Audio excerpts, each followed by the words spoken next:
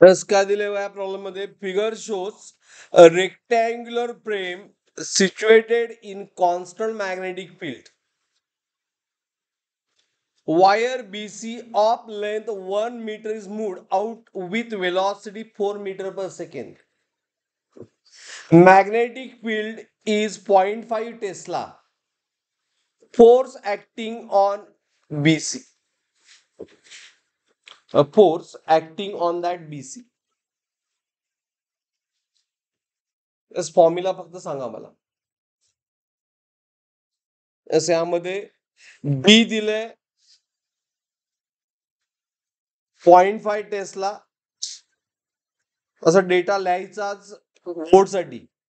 Velocity दिलंय 4 metre per second. You get half mark for data. Length दिले BC ची 1 metre आणि force find केला. हे तुमचं अंडरस्टँडिंग आहे, त्याला मार्क मिळतात बोर्डसाठी. हा, आता मला सांगा फोर्स साठी फॉर्म्युला कुठला अप्लाय करणार एव्हरीवन? काल झाले की नाही? हा, फॉर्म्युला फॉर फोर्स काय असतोय? बी स्क्वेअर एल स्क्वेअर व्ही. नाही, व्ही फक्त व्ही स्क्वेअर नाही, व्ही पॉवर साठी असते व्ही स्क्वेअर बाय आर. हे माहित असेल तर प्रॉब्लेम नथिंग आहे. Is it right?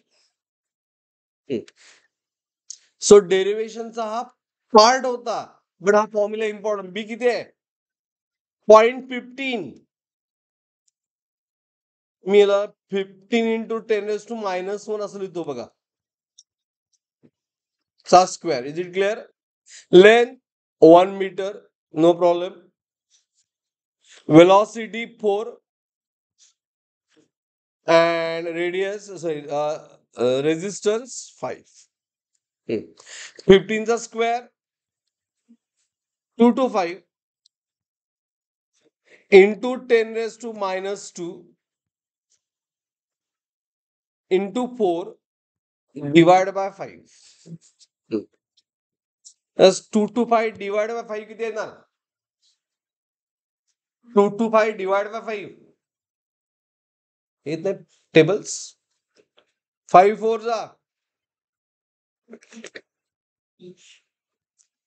बरोबर आहे? Is it right? 2 to 5 divided by 5 बरोबर आहे की? Into what?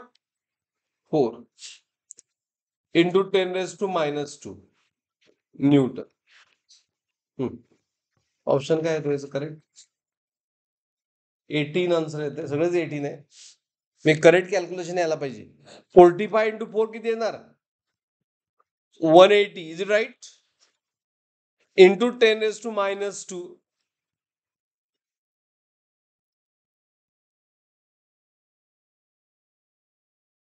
हा, एक मिनिट बघा, एकच मिनिट बघतो. हा नाही, तीच बघावलं. 0.15 म्हणजे 10⁻⁻2 -1 घेतलंय -2. -50 म्हणजे 10⁻⁻2 इथं येणार -4. हे झालं -4. 180 इंटू -4. हा, मग ऑप्शन प्रमाणे 118 1.8 -4 सगळं यूज केलं तर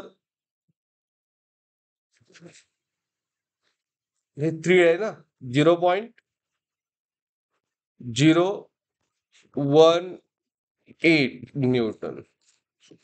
ऑप्शन आहे त्यामध्ये D option. Is it clear? Understood? इथं आपण मिस्टेक कुठं झाली? 0.15 म्हणजे 15 इंटू 10⁻⁻1 नव्हे, -2 टेस्ला. Got it? हा, कोणाला डाऊट आहे?